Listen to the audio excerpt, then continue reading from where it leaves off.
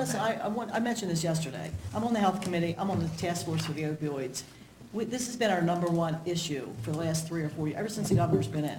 We Right. had 50 bills last year on this, and we had 60 the year before. Yeah. We passed 2 major pieces of legislation and about 5 smaller pieces of legislation. One has to do with prescribing, which we'll talk about next. We literally spent 2 years working with the governor's office and came up with 2 very big pieces of legislation. One is the HOPE Act.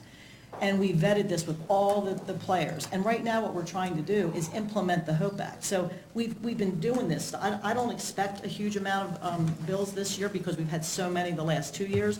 And we whittled all of these ideas, you know, the 50 and the 60 ideas, all of these things.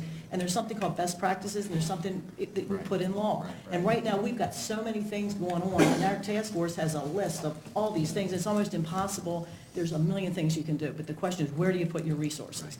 And we've tried to pick the top things, and even within our county, you sit on the committee, we've tried to pick where do we put our efforts, because there's only so many people and so much money to do this.